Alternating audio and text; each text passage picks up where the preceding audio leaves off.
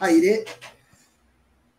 Muy buenas noches, mis estimadísimos y queridos gibelinos. Bienvenidos a otra transmisión, en este caso en diferido por problemas técnicos. Ustedes saben que tenía yo muchas ganas de hacer un vivo el miércoles 3 de marzo, junto al amigo queridísimo y prestigioso filósofo Jonathan Ramos, a quien ahora voy a presentar.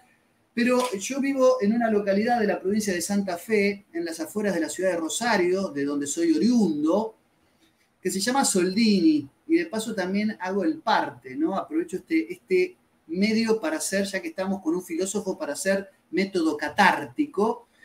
Vivo en un pueblo fantasma, es decir, es una administración, es una burocracia troglodita, administrada por trogloditas, y tenemos una cooperativa de energía eléctrica que también, ¿no?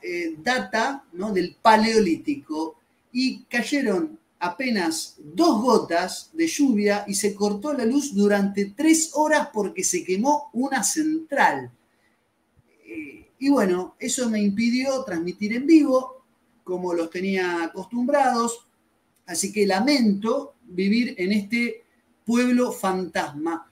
Faltan los rodamundos, ¿viste? Dando vueltas por el medio del camino, y estamos en el lejano oeste. Esto es lo más parecido, señores, a una película de Clint Eastwood.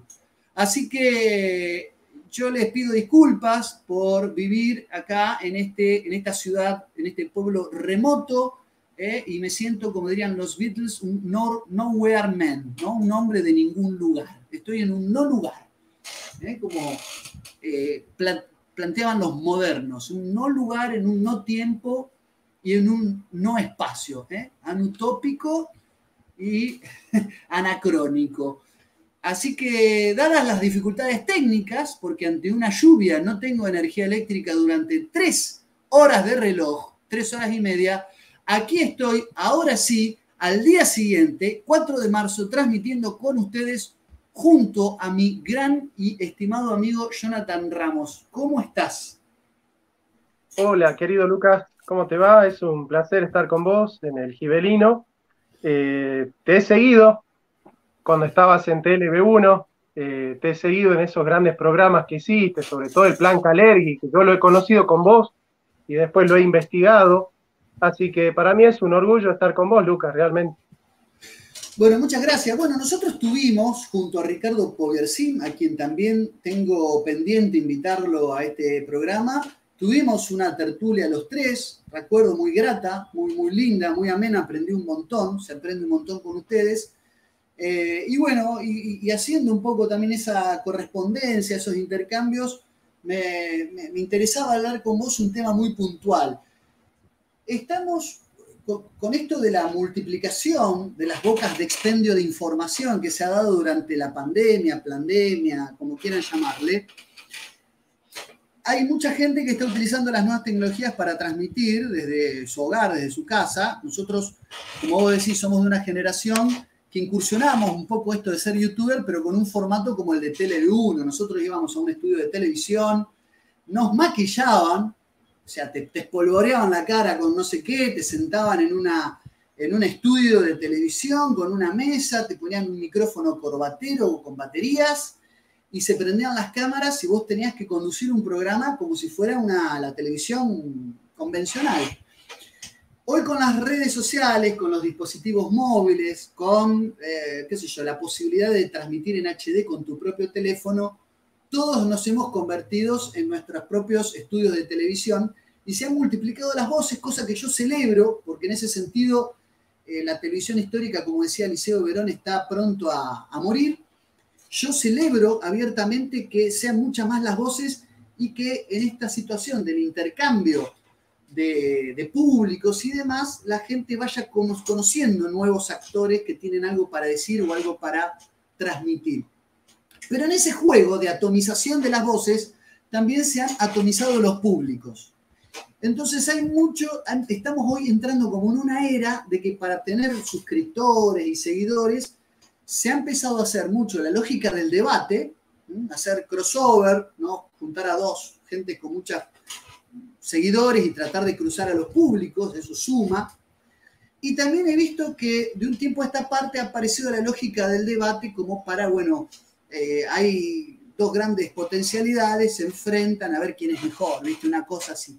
Y mucha opinión sobre el debate de fulano y de mengano que encubre, a mi criterio, y con preocupación esto sí lo digo, cierto salseo. Empezamos a hablar de uno, empezamos a hablar del otro, y ya dejamos de brindarle a la gente lo que se merece, que es información buena y de calidad, y entramos en una especie, y voy a utilizar una terminología muy académica, de puterío cibernético.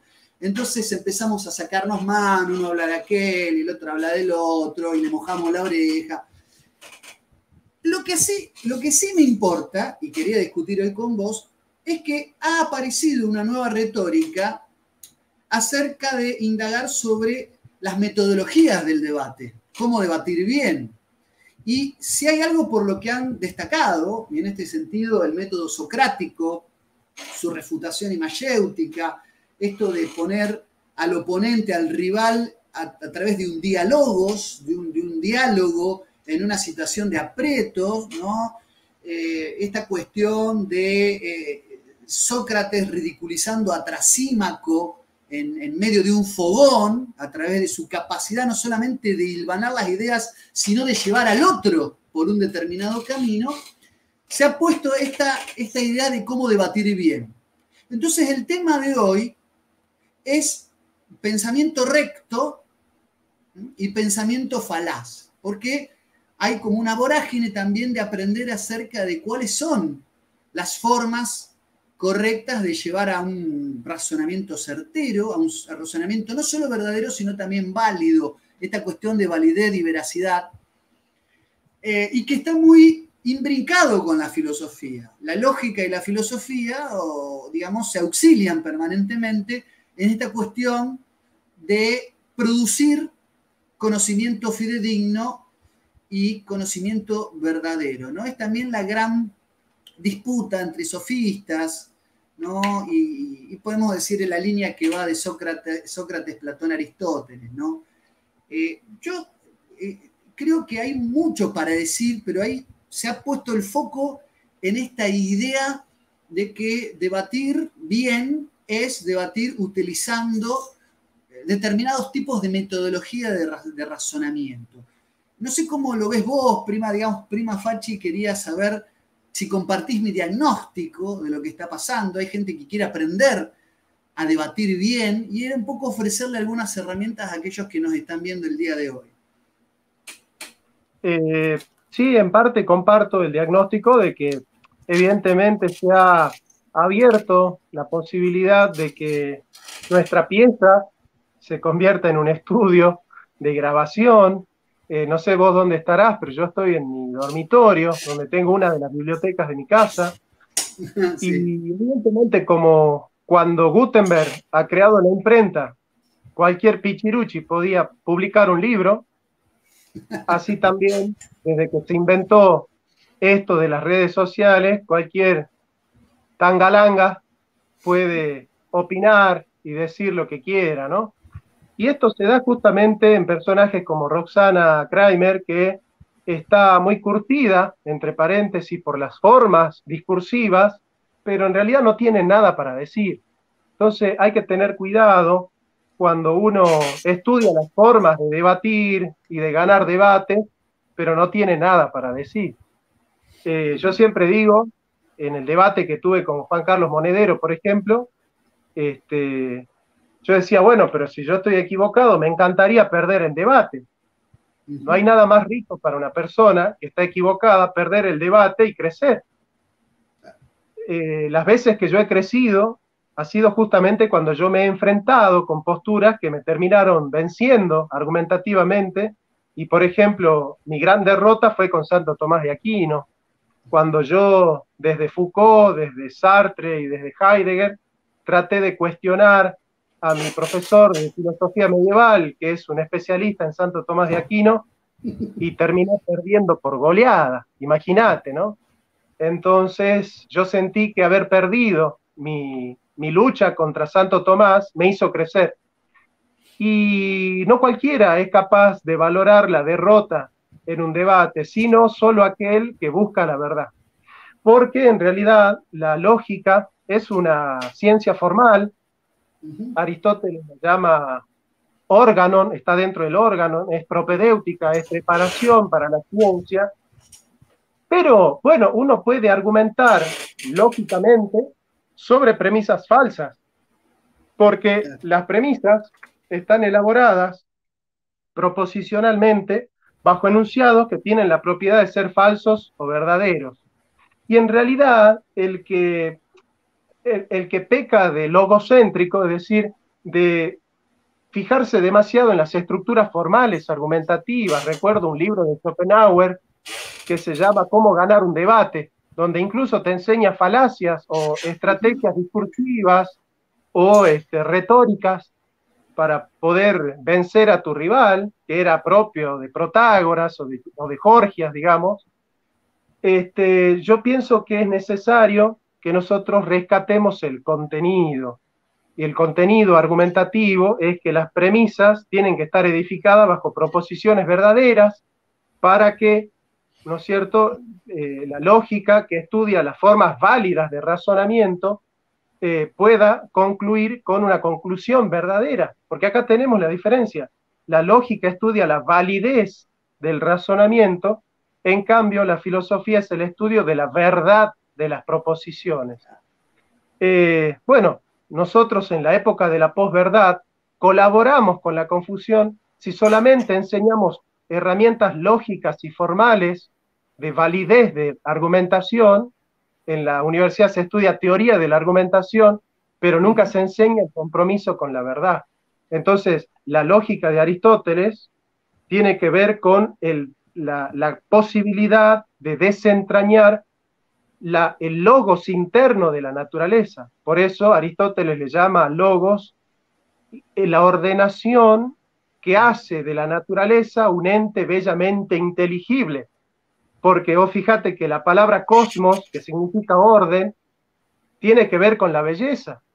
Y eso también tiene que ver con la verdad. Porque ese divorcio entre estética y ética también tiene que ver con la crisis de la filosofía. Porque vos fíjate que la palabra cosmos, que significa orden, da pie a la palabra cosmética. ¿Y por qué?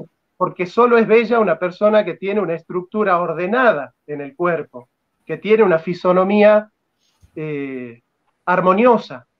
Bueno, un argumento bello es un argumento verdadero, es un argumento que está bien organizado, que está bien estructurado y que tiene premisas verdaderas.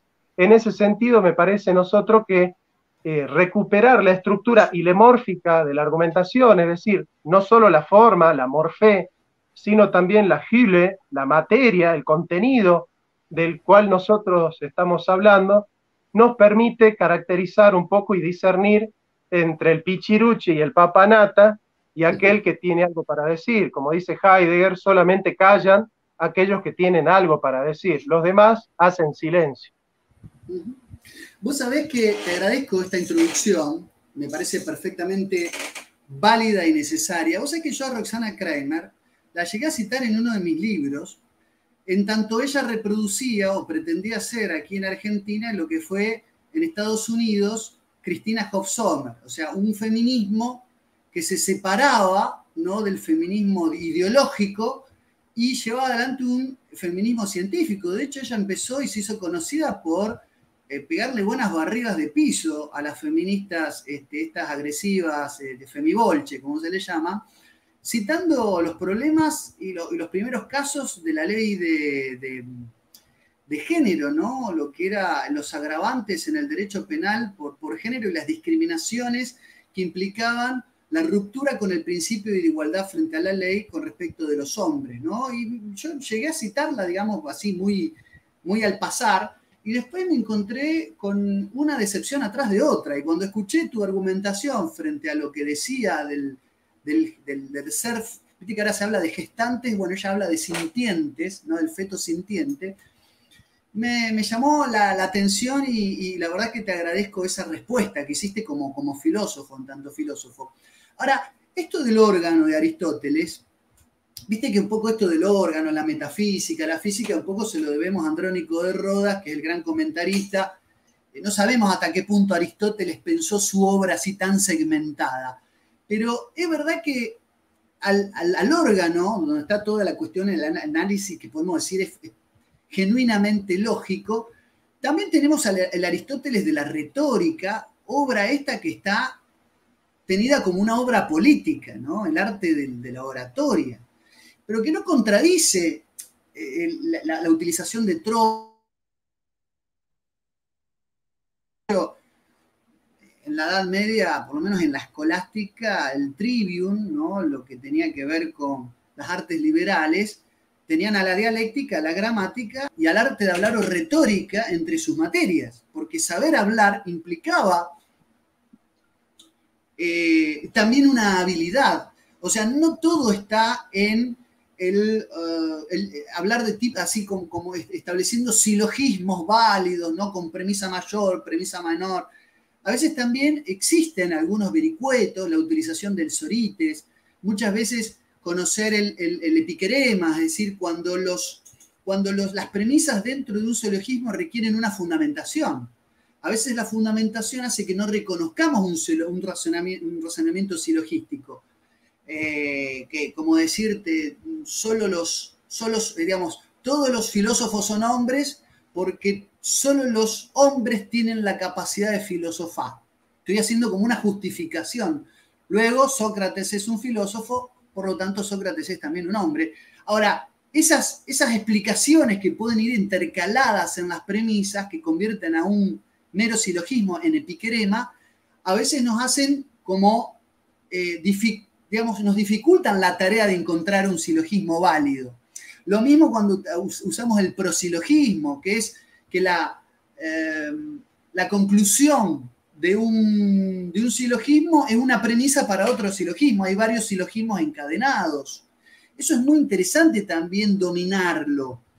Y después la retórica en sí misma, es decir, Aristóteles hablaba del entimema, que hay dos acepciones de entimema. El entimema como un silogismo con premisas falsas, pero también está la acepción del entimema en el sentido de Aristóteles de la dispositio y de la inventio, que es el Aristóteles de la retórica, que hablaba del entimema como un silogismo con premisas incompletas, haciendo que el orador, cuando daba a conocer sus ideas, daba algunas premisas, o una premisa y la conclusión, y la premisa o la conclusión faltante, bien digo, la tenía que completar en su mente el auditorio.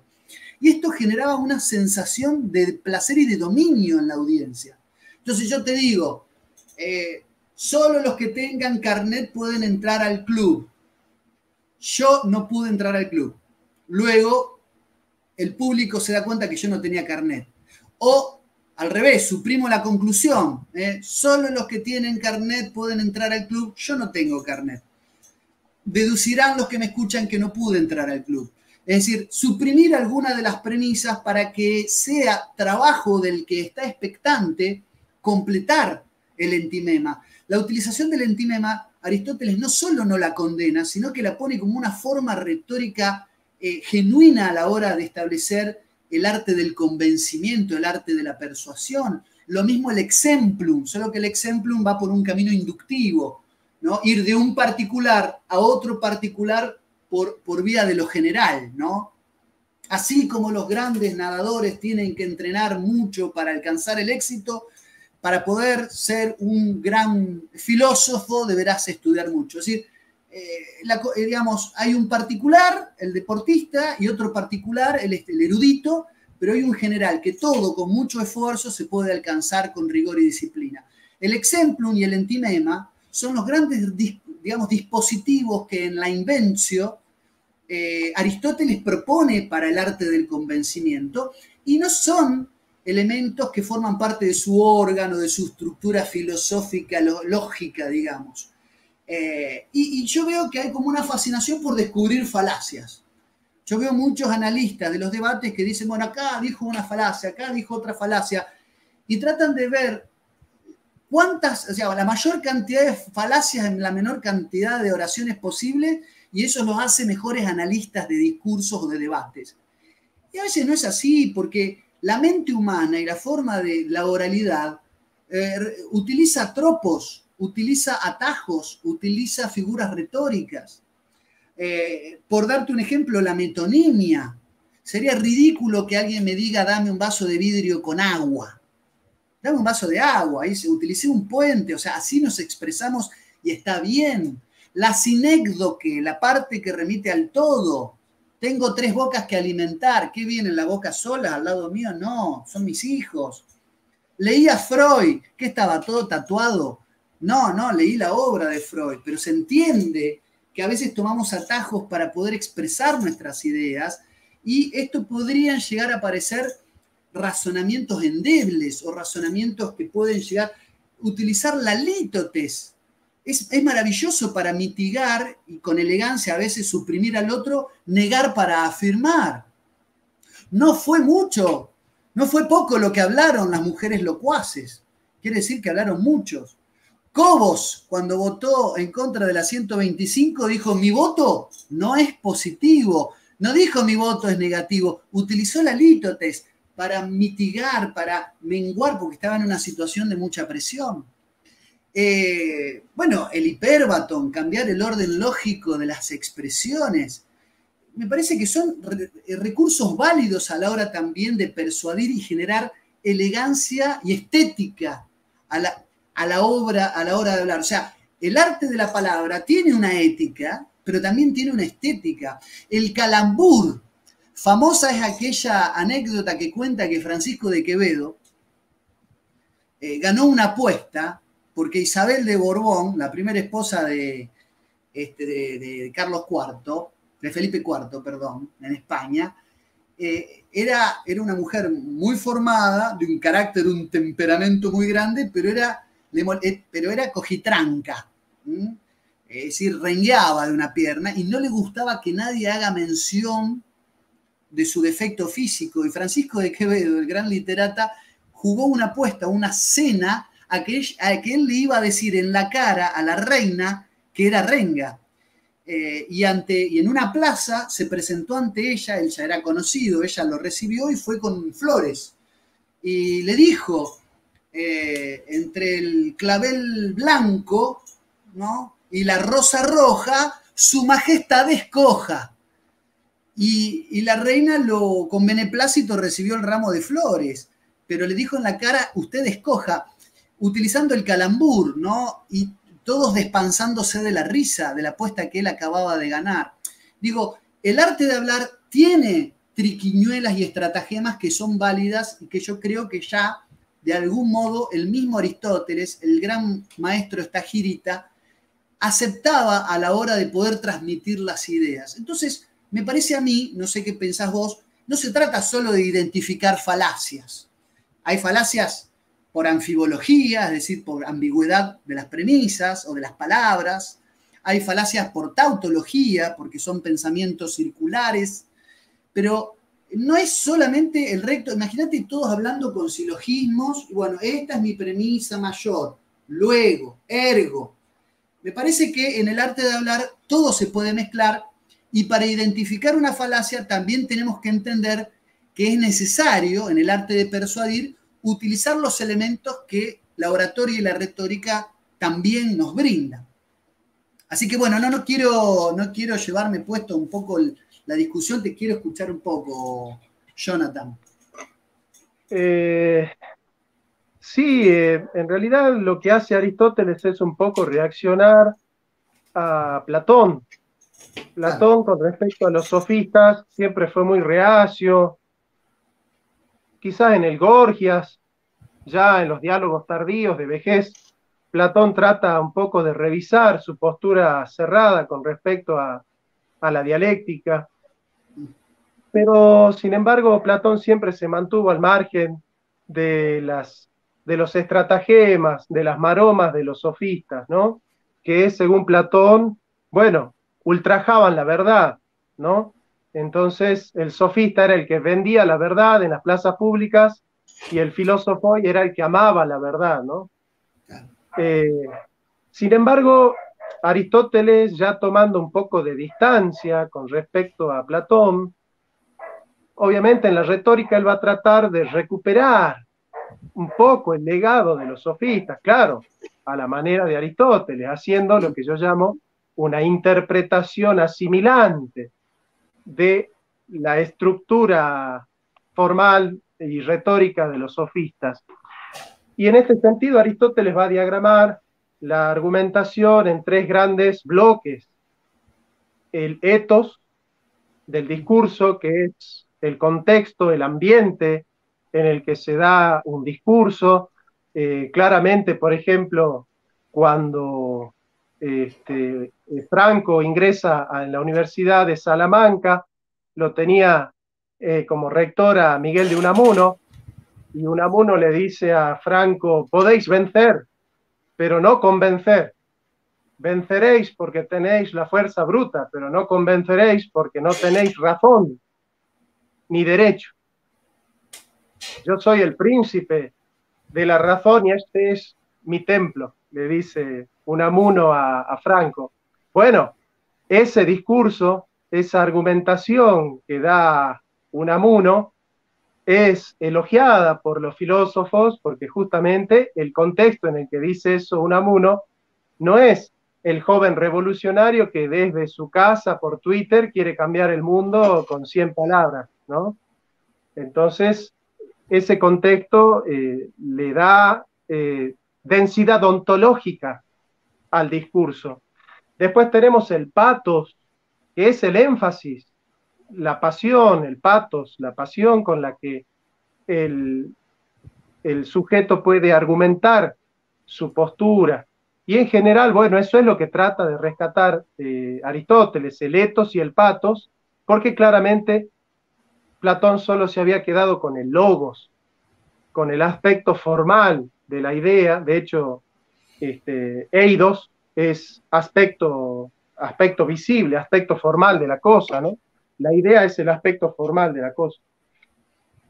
En este sentido, Aristóteles trata de entender que, claro, en la argumentación uno puede acudir a entender cómo manejar los contextos, cuándo de repente usar un chiste, cuándo de repente usar una ironía, cuándo de repente usar un silencio, callar, cuándo conviene escuchar al otro porque uno se da cuenta que el otro está razonando de una manera tan falaz que es mejor que no lo interrumpas para que saque la conclusión que tiene que sacar ese razonamiento falaz, ¿no? Pero yo antes de ir a la argumentación diría que en realidad, y volviendo a Aristóteles, la lógica no les va a servir a ustedes que nos escuchan para ganar un debate. En realidad la lógica lo que tiene que hacer es formarnos racionalmente para poder investigar y conocer la verdad sin demasiados vicios. Es decir, si usted está queriendo leer como aquellos que leen cómo hacer amigos, cómo conquistar una novia, en vez de convertirse en una persona atractiva, se compran un libro. Aquellos que quieran estudiar lógica para ganar un debate sin tener algo para decir y sin haber estudiado honesta y sinceramente la verdad, bueno, yo les augurio las peores de las desgracias, porque en realidad la lógica lo primero que debe hacer es formarnos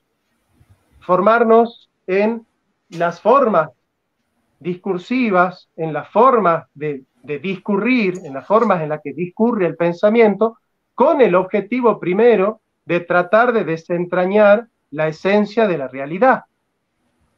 Luego nosotros vamos a ir a argumentar con la misma estructura lógica con la cual nosotros hemos indagado sobre la realidad de las cosas. Es decir, yo no puedo argumentar si yo no tengo una estructura racional para conocer la realidad. Este es el problema de aquellos cuyo pregunta del fundamento no tienen que responder. Recuerden ustedes que la pregunta del por qué te lleva hacia atrás, hacia la causa primera, y la pregunta del para qué te lleva hacia la finalidad, hacia la causa final, te lleva hacia adelante. Bueno, un buen filósofo tiene que conocer bien los por qué de las premisas y los para qué de las premisas. Yendo a la argumentación propiamente dicha, evidentemente uno está más preparado para argumentar cuando conoce el proceso cognitivo de indagación, cuando ha podido desentrañar la estructura formal de la realidad. Y bueno, esa es la metafísica, ¿no? Justamente Aristóteles, si bien decía que la lógica es preparación para la ciencia, justamente es preparación para el conocimiento científico. La lógica no es preparación para el debate. Esa es la diferencia entre Aristóteles y los sofistas. Entonces, me parece que hay que dejar claro eso. Y después, bueno, en la argumentación, como vos decís, uno a veces acude a otras herramientas discursivas, pero lo importante a tener en claro en este sentido es que el vicio la falacia es un argumento que es aparentemente válido, pero en realidad es inválido. Es aparentemente válido. ¿Cuáles son las estructuras de un razonamiento válido? Bueno, un razonamiento no necesariamente, como dice Lucas muy bien, tiene que estar organizado en premisa mayor, premisa menor y conclusión que se desprende necesariamente de las premisas. Yo creo que los últimos filósofos que debatían de esa manera fueron los escolásticos, ¿no? En las cuestiones disputadas, ellos tenían un método lógico que yo creo que eran muy profesionales, digamos, y era un gusto, y uno cuando lee las cuestiones disputadas disfruta la profesionalidad del lenguaje. Hay que advertir entonces, por ejemplo, que en la lógica, por ejemplo en el silogismo, hay 3 términos. Entonces hay que tener en cuenta la falacia del cuarto término. La falacia del cuarto término es cuando se toma uno de los términos con 2 sentidos. Un sentido en la premisa mayor o menor y otro sentido en la conclusión, ¿no? Por ejemplo, yo digo, me fui a comprar una lima. Lucas vive en Lima. Por lo tanto, yo fui a comprar el territorio en el cual Lucas vive. Digamos, tomé Lima de una manera en la premisa menor y he tomado Lima en la conclusión de otra manera. Entonces, hay que advertir por ahí la ambigüedad con la cual nosotros usamos el lenguaje, la polivalencia, la equivocidad de los términos. Y bueno, ya Ludwig Wittgenstein advertía que en realidad la filosofía son solo juegos del lenguaje, ¿no? Los límites del lenguaje son los límites de mi mundo. Bueno, advertir algunos vicios formales que nos preparan a nosotros para la indagación, el pensamiento circular. Por ejemplo, si yo como cristiano dijese, la Biblia es la palabra de Dios. ¿Y por qué la Biblia es la palabra de Dios? Porque lo dice la Biblia. Sí, entonces, sí. Esos razonamientos circulares también pecan de viciosos porque justamente no van al fundamento. ¿Sí? Tal cual. No, tal cual, los razonamientos tautológicos, los pleonasmos, ¿no? Propio de lo que criticaban los renacentistas, ¿no? El remedio cura porque tiene una propiedad curativa, o sea, no terminás explicando nada, ¿no? Es muy interesante, mientras te escuchaba, Jonathan, no podía dejar de pensar en ese Aristóteles que tiene también esa tradición nicomáquea, ¿no? También científica, ¿no? Es decir, padre médico, él después, por lo menos hay versiones que todavía no lo terminan de dar como un hecho cierto, porque fue tutor de Alejandro Magno, ¿no? En Macedonia, a pedido de Filipo de Macedonia, que tenía también esa impronta realista, ¿no? No solamente para desactivar algunas cosas del platonismo que no le cerraban. Es decir, él es en última instancia un platónico, él unifica un sistema que él entendía poco económico como el de su maestro. Él se decía amigo de Platón, pero más aún amigo de la verdad, y en ese sentido, como buen discípulo, supera a Platón en esta es decir, el Aristóteles de la metafísica sigue la línea de socrático-platónica, pero también hay un Aristóteles que está despegado de la academia platónica, que queda en manos de Speusipo, sobrino de Platón, y que la convierte en una escuela cuasi pitagórica, numerolátrica, una secta, ¿viste?, con cultos a la numerolatría. Él es un tipo, un observador de la realidad, un rastreador, pero no deja de haber en su filosofía un concepto de esencia muy fuerte. O sea, hay un esencialismo en Aristóteles muy grande, pero no renuncia a la realidad de las cosas, ¿no? Ese realismo aristotélico. Ahora, por eso me parece muy interesante esta triangulación entre la metafísica, el órgano, por un lado como condiciones para la ciencia cierta, y también un Aristóteles que le da crédito al arte de hablar, a la retórica, algo que estaba reducido a tipos como Protágoras de Abdera.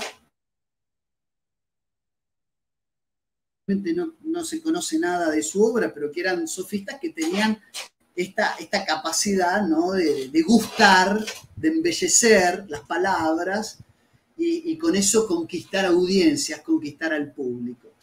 Eso me parece sumamente interesante, además de esta cuestión del etos, del patos, que vos bien explicaste en la estructuración aristotélica.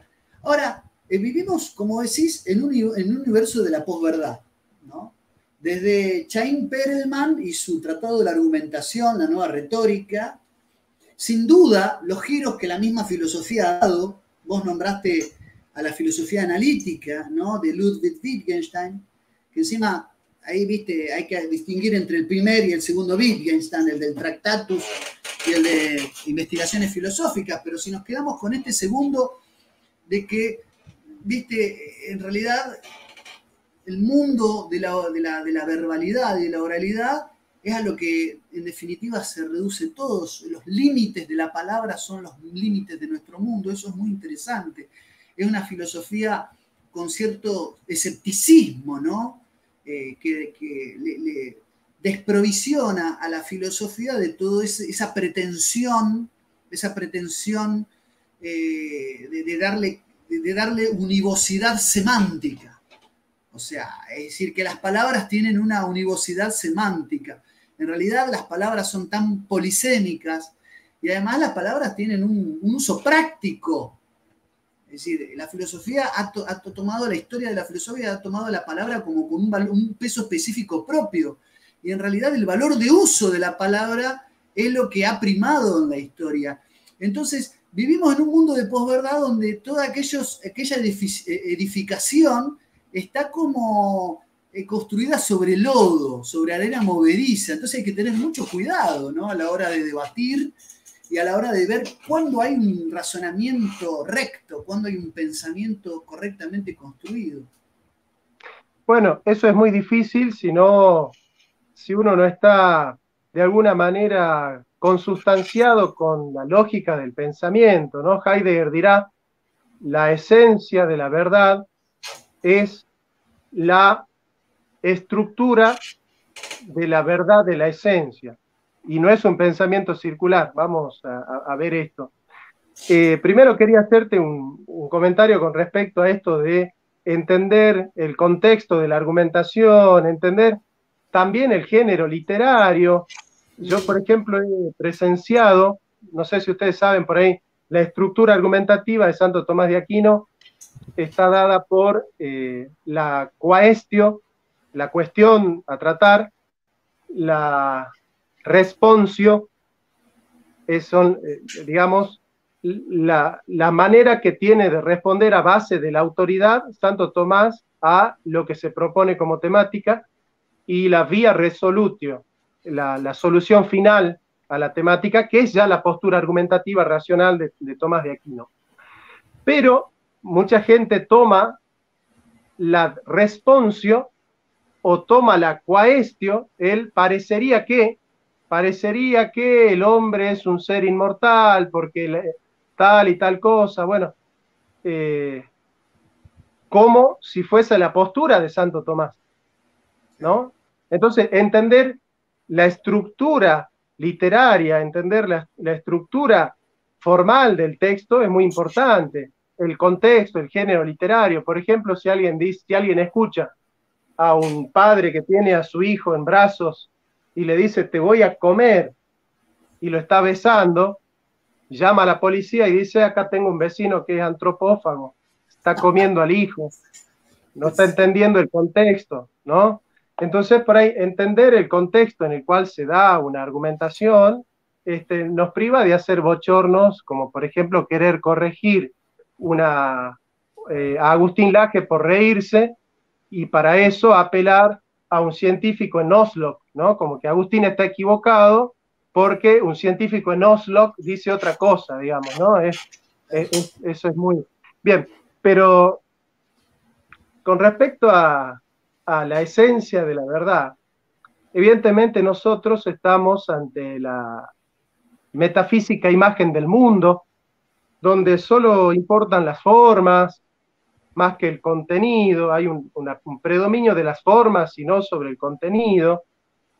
Qué sé yo no soy muy amigo de las ideas de Milei, pero mucha gente ante las formas de Milei como que se retrae a escuchar el contenido de lo que él dice, que quizás si nosotros escribiéramos lo que Milei argumenta y lo leeríamos, bueno, quizás podríamos estar menos a la defensiva, ¿no? A mí particularmente las formas nunca me han interesado, ¿no? En el sentido de que siempre me importa mucho más el contenido de lo que se está diciendo, que bueno, que por ahí Roxana se quejaba de que Milei no tenía derecho a pedirle a Gloria y a Agustín que se centren en la temática porque él grita como un desaforado.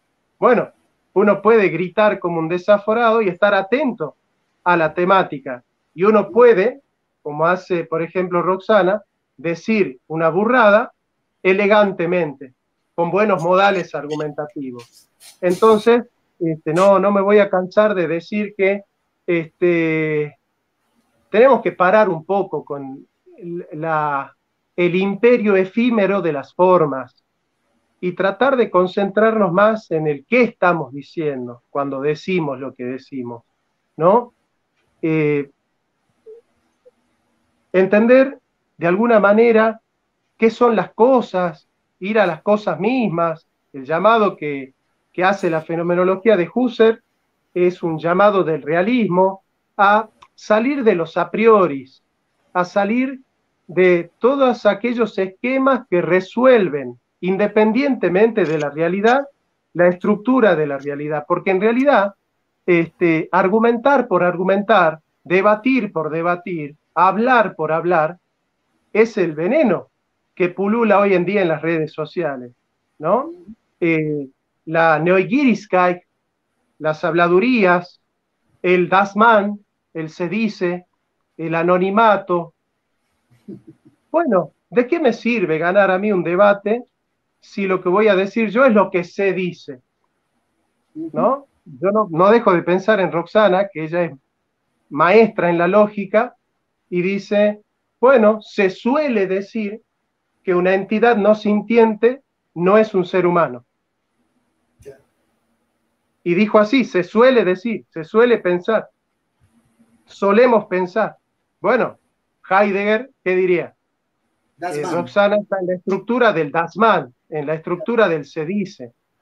Y en la estructura del se dice surgen las habladurías, el hablar por hablar. Por eso Heidegger dice, la ciencia no piensa, porque el científico está tan centrado en las formas de la ciencia que cuando uno le pregunta por el contenido no responde. Yo le pregunto al científico qué es el tiempo, qué es el ser o qué es la ciencia. Le pregunto al matemático qué es la matemática, qué es un número. Le pregunto al historiador qué es la historia y está obligado a pensar, salvo que acuda a la memoria y a la apelación de argumento a la autoridad. Entonces, todas las falacias tienen por vicio un no compromiso con el contenido. Y a eso yo iba con Heidegger. El contenido, el compromiso ontológico es la apertura con el ser. La apertura con el ser es la apertura del sentido del ser. Y la apertura con el sentido del ser es la apertura no solo a la estructura formal de la realidad, sino las preguntas hacia dónde se dirige la realidad, de dónde viene, cómo surge, por qué hay ente y no más bien solo el ser. ¿Por qué hay una diferencia entre el ser y el ente? ¿Por qué el fenómeno me lleva al fundamento? ¿Por qué la estructura de la realidad, lo primero en el orden del conocimiento es lo último en el orden del ser? ¿Por qué lo primero en el orden del ser es lo último en el orden del conocimiento? Cuando nosotros nos consustanciamos con la esencia de la verdad, terminamos descubriendo la verdad de la esencia, porque la esencia de la verdad es la aletheia, la desocultación de la realidad. Entonces solamente una persona que está comprometida con la realidad, una persona que está comprometida con el ser del ente, puede argumentar con sustancia, puede argumentar con sentido, con densidad ontológica. Porque sinceramente yo estoy harto de gente elegante y que elegantemente no dice nada, ¿no? Y me parece que tenemos que volver a las cosas, que tenemos que volver al contenido, que tenemos que volver a la realidad, para salir de esta enfermedad del palabrerío, Lucas, donde se devalúa la palabra. Vos fijate que estamos en una época mundial, en una época histórica, donde nadie le cree a nadie, Lucas. Nadie le cree a nadie. Nosotros no le creemos al político, no le creemos al cura, no le creemos al pastor, no le creemos al rabino, no le creemos a nuestros padres. Se ha devaluado la palabra. ¿Por qué se ha devaluado la palabra? Porque se habla por hablar. Se habla por hablar. Entonces yo, por ejemplo, estoy razonando con Heidegger y piensan que yo estoy apelando a la autoridad de Heidegger, cuando en realidad la fuerza de mi argumentación no está en citarlo al autor con el cual yo he conocido la realidad, sino en la argumentación misma. Y fíjate cómo termina Heidegger la carta sobre el humanismo. Él dice, para salvar la palabra, porque él dice, el lenguaje es la morada del ser, de ahí viene el giro lingüístico y toda esa onda del postestructuralismo, ¿no? Pero entendiendo bien lo que dice, claro, pero entendiendo bien lo que dice Heidegger, él dice, para cuidar la palabra necesitamos una más solicitud del pensar y menos lógica, más cuidado de la palabra y menos literatura, ¿no? Más compromiso con la verdad y menos divague. Entonces, no siempre cuidar la literatura es cuidar la palabra y no siempre cultivar la lógica es cultivar el razonamiento. Y yo creo que es evidente, por lo que estamos hablando, que hay mucha gente que ha cultivado la lógica y no sabe pensar. Clarísimo, Jonathan. Sí, te escuchaba atentamente todo lo que decís. Esa degradación de la palabra. In de veritate, ¿no? De Santo Tomás de Aquino, palabras más, palabras menos. La verdad tiene que ver con una correspondencia entre la cosa y el entendimiento. Básicamente la define así. Y uno dice, claro, es verdad, la construcción del sistema tomista, esa jerarquía a la que llega tan perfecta, ¿no? Después empiezan los interrogantes. Y bueno, ¿y esa correspondencia por qué está mediada?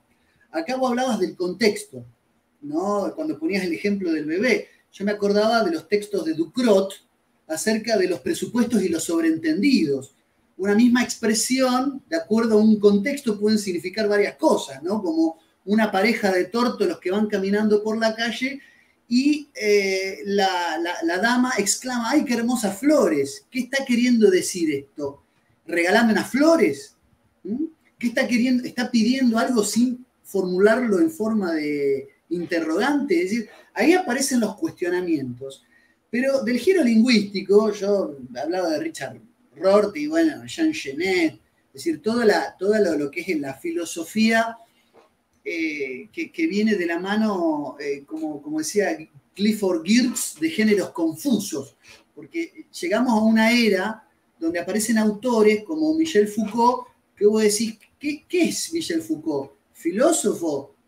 Sí. ¿Es crítico literario? Sí. ¿Es postestructuralista? Depende, antes de las palabras y las cosas o después de las palabras y las cosas. Es un biopolítico y también, es decir, los géneros confusos, la filosofía empieza como a abarcarlo todo y a la vez estar en ningún lugar. Nada es pensamiento puramente filosófico. Ahí los tenés a los amigos Deleuze y Guattari cuando aparecen con el pensamiento rizomático y el esquizoanálisis. Todo tiene que ver con todo y nada tiene que ver con nada. Entonces, llegamos a una era donde la degradación de la palabra también ha sido estimulada por esas facetas del pensamiento que para mí tienen su origen, lo digo humildemente, vos sos un experto, con el nominalismo, la negación de los universales, y que llega a esta especie de pensamiento, lo que yo llamo, digamos, yo llamo, Gian Teresio Bátimo llama el pensamiento débole, el pensiero débole, el pensamiento débil, la capacidad de razonar medio como en el aire, sin un fundamento sólido, o la validez de todos los pensamientos. Ahí lo tenés incluso en el campo de las ciencias, a Paul Feyerabend con lo que es el anarquismo científico. Es decir, digamos, se borran las fronteras de lo que es el pensamiento científico y la mera opinión.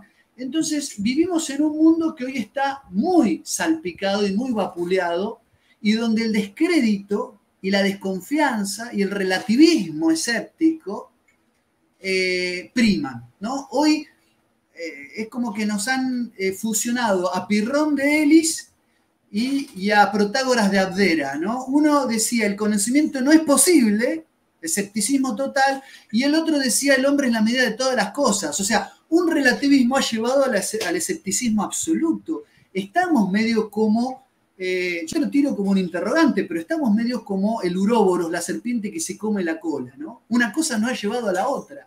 ¿No hay pensamiento posible? ¿O todos los pensamientos son válidos, que es lo mismo en última instancia? Bueno, vos sabés que una de las grandes características del filósofo, y yo que me he formado con Escoto, imagínate, para mí siempre ha sido un desafío leer a Escoto por la sutileza. Dance Escoto, no Escoto Eriúgena. No, Dance Escoto, el doctor Subtilis. Claro, no el carolingio, no el carolingio Escoto Eriúgena. No. El escocés. Porque una de las finuras de la filosofía es hacer sutilezas, ¿no?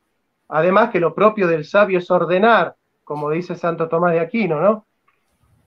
Y en realidad no es lo mismo, por ejemplo, separar que distinguir. Uno puede distinguir sin separar, puede unir sin mezclar.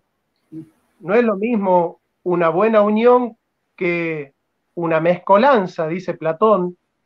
Entonces, por ahí el filósofo tiene que saber que distinguir, por ejemplo, la naturaleza humana de la naturaleza de Cristo no es separar, no es decir que Jesucristo es Dios por un lado y Jesús por otro lado, ¿no? Sino que hay una sola persona humana que es de naturaleza divina y humana.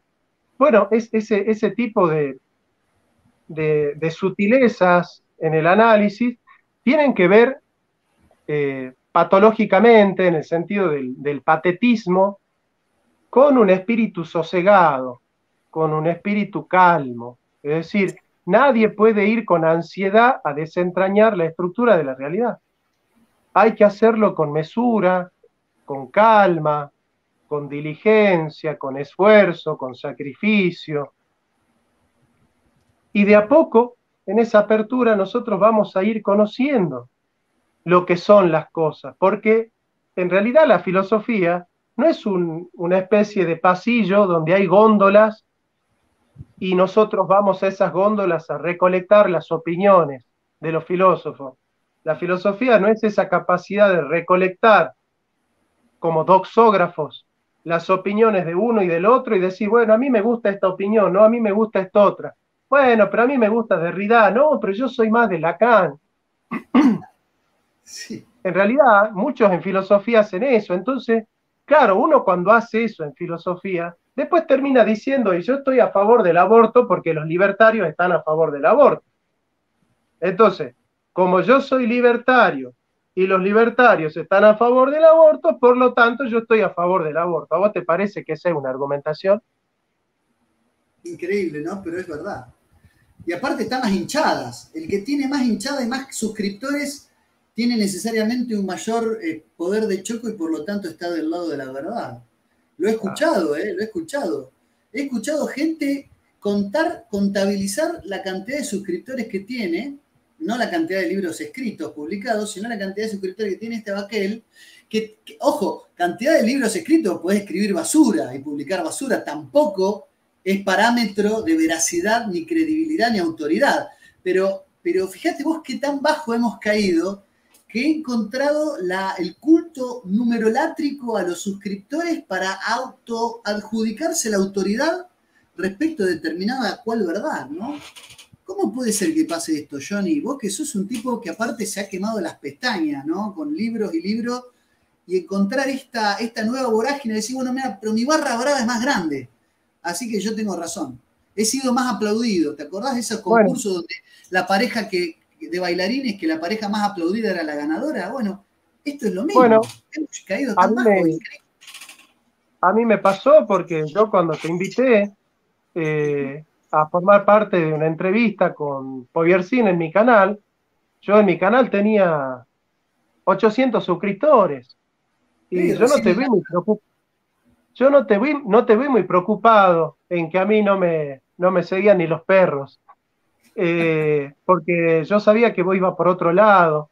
Y yo, como vos sabés que yo estoy en Canal 7 de Salta, no voy a decir el nombre, pero he querido entrevistar a personajes de influencers para conocer su pensamiento y me dijeron, no, la verdad que no, porque ustedes tienen 30.000 seguidores, yo tengo más de 100.000 seguidores. Yo, para hablar conmigo, más de 100.000 seguidores en adelante.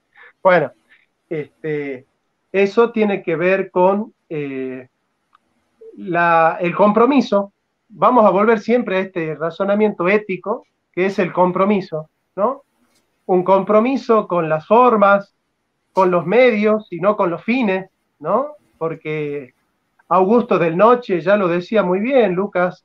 Nosotros estamos ante la era donde proliferan los medios, pero hemos perdido de vista los fines. Estamos confundidos en los fines.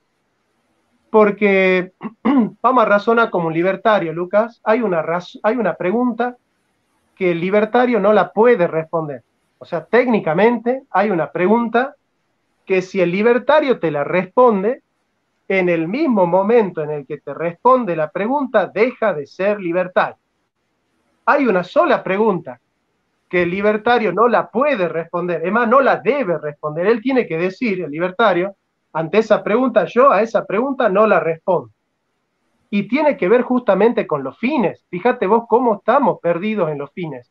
Porque el libertario razona y dice, bueno, ser libre es ser libre de, esa es la libertad negativa, ser libre de la intervención del Estado en la economía, ser libre del juicio moral religioso en el acto moral del individuo, ser libre de la imposición de la mayoría por sobre la minoría, de la imposición del criterio del bien común sobre el criterio del individuo. Entonces, en el fondo, cuando el libertario habla de libertad, dice, bueno, ser libre verdaderamente es la libertad como indeterminación, como ausencia de coacción externa de la voluntad.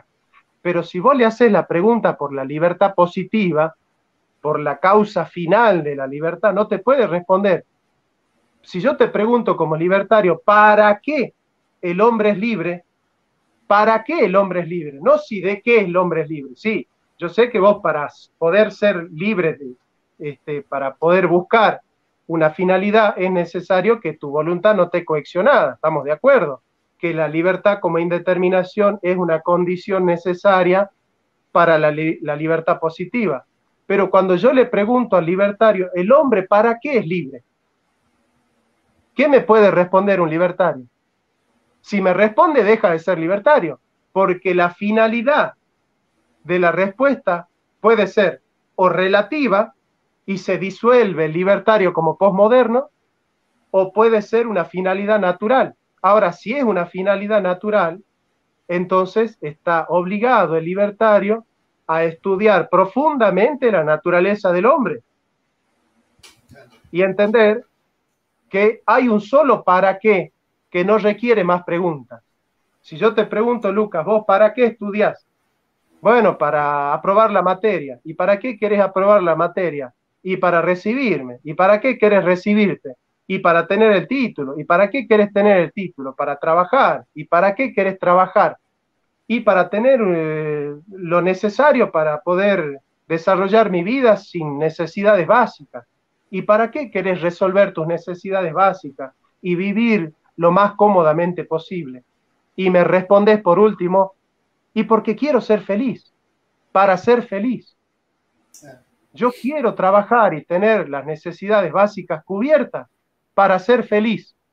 Ahora, si yo te pregunto, Lucas, ¿para qué querés ser feliz? El que es un idiota soy yo.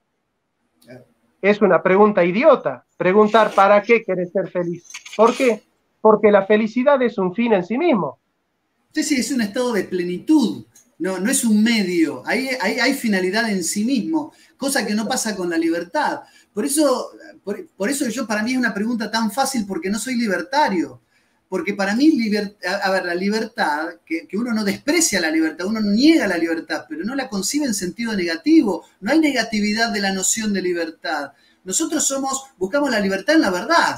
Tendréis la verdad y los hará libre. La libertad es libertad de la verdad, pero lo que importa es la verdad del bien y la belleza, que es el estado de plenitud. La eudaimonía griega, ese estado de realización pleno, que es lo que busca y lo que nosotros queremos. La libertad sí, la libertad es, como decís vos, es siempre un medio que se termina fundamentando en sí mismo como emancipación, que es una noción muy aparte, muy moderna y hasta muy kantiana, la idea de emancipación, ¿no? Muy kantiana. Por otro lado. Exactamente, muy rupturista, muy de izquierda, exactamente. Entonces yo, si vos me preguntas, la tengo recontra respondida, precisamente porque no me consigo libertario. Ahora, está muy buena desde la filosofía llegar al fondo de la negatividad de la noción de libertad que maneja el libertarianismo. Así que yo te agradezco esta intervención porque es una pregunta que muchos deberían hacerse, ¿no? También en esta vorágine libertaria liberticida, como le digo. Johnny, llevamos 1 hora de transmisión. Esto da para, te soy sincero, yo ya sabés que ahora me tengo que ir porque me tienen que entrevistar en Canal 7, ahí de tus pagos me tienen que entrevistar por culpa tuya. Así que yo me tengo que desplazar de Soldini a Rosario para conectarme allá porque después me tengo que dar una capacitación presencial. Esto da para una parte 2. Esto tiene que traer secuela. Así que te comprometo a que en el corto plazo hagamos otra. En donde vos quieras. A mí es muy indiferente. Mira, donde menos suscriptores haya. Dale. Bueno, así generamos fenómeno de culto. Le hablamos para pocos y buenos. Café con ser. Café con ser. Café con ser, café literario. Johnny, te agradezco un montonazo haber pasado por acá, se me pasó volando el tiempo. Sos una biblioteca, no un libro abierto, una biblioteca abierta y siempre aprendo. Así que te agradezco un montón tus lecciones, tus reflexiones y espero tenerte pronto acá o en tu canal donde vos quieras. Vos sabés que los mano a mano, a mí no me importa cuál es el terreno donde se dispute, me gustaría irme allá, para allá, físicamente. Así que a comer una empanada y a matear un poco. Pero bueno, más vale, Chano, más vale. Che, te admiro mucho, Lucas. Igualmente. Te admiro mucho y espero que le vaya muy bien a ustedes ahí con lo que están emprendiendo ahí, que yo sé que están queriendo hacer cosas por el pueblo, así que espero que les vaya muy bien. Trabajando con don Marcelo para tratar de cambiar también un poco la realidad. Te mando un fuerte abrazo, Johnny, y nos vemos la próxima. Buena vida, Lucas. Igualmente. Gracias a todos ustedes por haberme acompañado en esta hora de Filosofía de la Mejor junto a Jonathan Ramos y nos reencontramos la semana que viene en otra transmisión de esto que decidimos llamar el Gibelino, un tradicionalismo explícito. Chao.